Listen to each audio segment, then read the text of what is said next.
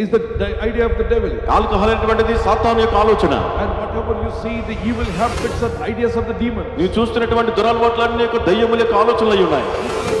He is habituated. He is habit. No, nothing. Behind there is a demon. అతనికి అలవాటు అయిపోయిందండి, దురలవాటుకు బానిస అయిపోవడానికి కాదు, దాని వెనక దయ్యపు శక్తులు ఉన్నాయి. They give chance for the evil things. The demons enter into their body. మనము దురాత్మలకు అవకాశం ఇస్తే అపవిత్రాత్మలు చెడు కార్యాలు శరీరంలో ప్రవేశిస్తాయి. They stay in their body. వారు దేహాన్ని పాడు చేస్తాయి. They manipulate the hormones inside the body. లోపల ఉన్నటువంటి హార్మోన్లను కూడా ప్రభావితం చేస్తాయి. Even they manipulate the dopamine or whatever the hormones that God has given you to use it for good things. మంచి కార్యాలకు ఉపయోగించమని ఇచ్చినటువంటి హార్మోన్లు, డాక్యుమెంట్ అటువంటి హార్మోన్లు కూడా చెడు కార్యాలకు ఉపయోగించినట్లు ప్రేరేపిస్తాయి. They will be disturbed. వారు కలవరంతో ఉంటారు. The demons will say, until you smoke, you will not be happy.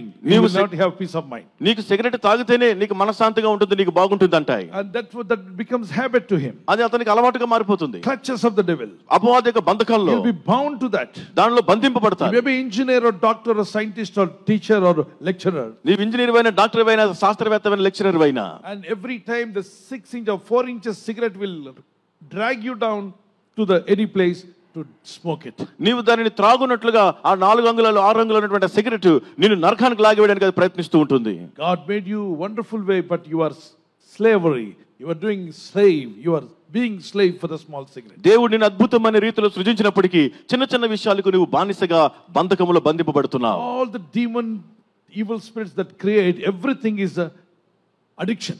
దయ్యములు, దురాత్మలు చేసినవన్నీ కూడా సమస్తము నిన్ను బానిసత్వంలోని కదా ఒక దురలవాటుగా మారిపోతుంది. ఒక మాట చెప్తాను, మీరు బెల్లము షుగరు రెండు చూసిన వాళ్ళు చేయొద్దండి. పంచదార బెల్లం చూసిన వాళ్ళు,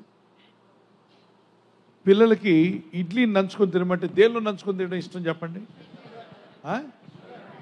బెల్లం ఇష్టం ఉండదా? ఇది న్యాచురల్గా వచ్చింది, అది అన్యాచురల్గా రకరకాల పాలిష్ అవి ఇవి కెమికల్స్ అన్నీ కలిపాక వచ్చింది, అది అడిక్షన్. బ్రౌన్ షుగర్ అంటారే, బ్రౌన్ షుగర్ అని మనం తీసుకున్నాడు. ఇందులో రకరకాల షుగర్లు ఉన్నాయి. అందులో ఒకటి బయట కొకేన్ అని అవన్నీ వాడుతుంటారు. అవి కూడా ఒక విధమైనటువంటి మత్తు పదార్థాలు. ఇది కూడా తెలియకుండా మనుషుల్లోకి వచ్చి మనిషి యొక్క దేహంలో చేరి రక్తంలో అడిక్షన్ కలిగిస్తుంది. అది లేకపోతే మనిషికి తలనొప్పి వచ్చేస్తుంది. ఎంతమందికి టీ తాగకపోతే తలనొప్పి వస్తుంది? నిజం చెప్పండి. చూసారా? మీరు సిగరెట్కి అలవాటు పడలా, మందుకు అలవాటు పడలా, టీ తాగకపోతే తలనొప్పి వస్తుందా? అది అట్లా మీ బాడీలో రక్తంలో చేరిపోయింది. దానిలో కూడా నువ్వు బయటపడగలవు. మా ఫాదరు కంటిన్యూగా టీ తాగేవాడు. ఆయన బాధపడ్డారు, ప్రభా నేను సేవకుడిగా సువార్తకి వెళ్తున్నాను, ఎక్కడికి సేవ చేయాలన్నా ప్రసంగం చేయాలన్నా ముందేం కావాలి? ఇదేమిటి నేను టీకి బానిస అయిపోయినట్టు, నాకు విడుదల కావాలి, I want deliverance. And he prayed fasting prayer just to escape what? టీని అలవాటు, టీ బానిసత్వం బయటికి రావడానికి.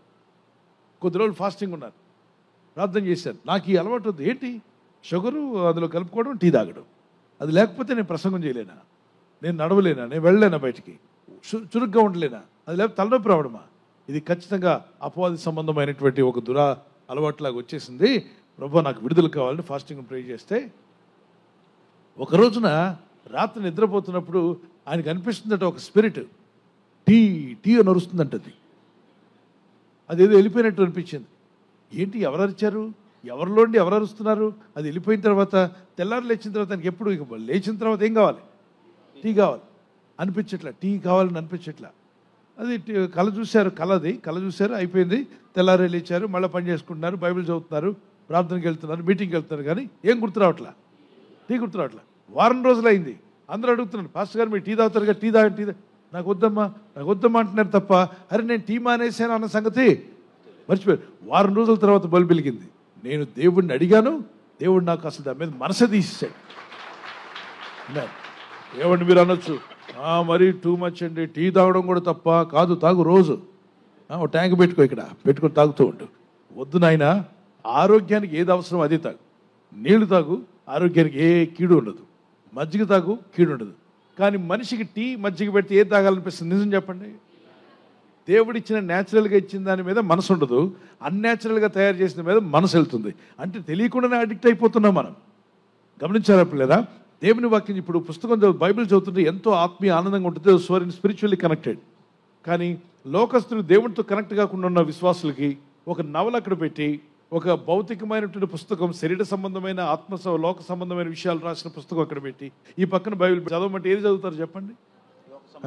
లోక సంబంధం. మాస్టర్ గారు చూస్తున్నారా లేదా 2 సార్లు చూసుకుంటారు, టక్కన బుక్ తీసుకుంటారు, ఆ మ్యాగజైన్ చదువుతారు. అంటే అపవాది సంబంధమైంది ఎప్పుడు నేను బానిస చేసుకుంటుంది, ఆకర్షిస్తుంది.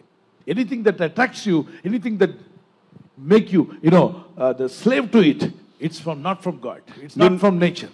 నిన్ను బానిసగా చేసేది, నిన్ను ఒక వ్యసనంగా మారేది, అది దేవుడి వద్ద నుండి వచ్చింది, అది ప్రకృతి సహజ సిద్ధమైనది కాదు. ఒక దినంలో 1 టీయో 2 టీలో కొంచెం వేడి నీళ్ళు తాగినట్టు అనిపిస్తుంది అంటే ఓకే, 1 కాఫీయో 2 కాఫీలు అంటే ఓకే. కానీ కాఫీ లేకుండానే ఉండలేను, దట్స్ రాంగ్. టీ లేకుండానే బతకలేను, రాంగ్. చెప్పండి గట్టి, రాంగ్. ఏసయ్య నీ ముందు నిలబడ్డాడు, ప్రభు ఏసయ్య టీ లేకుండా ఉండలేను ప్రభు అంటే లాగిపెట్టి ఒకటి ఇస్తాడు. నువ్వు పుట్టింది టీతో పుట్టావా, కాఫీతో పుట్టావా? ఆక్సిజన్ పీల్చకుండా నేను ఉండలేనంటే అది నిజం, అది natural.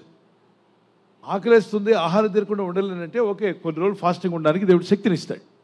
Now we have to look into this.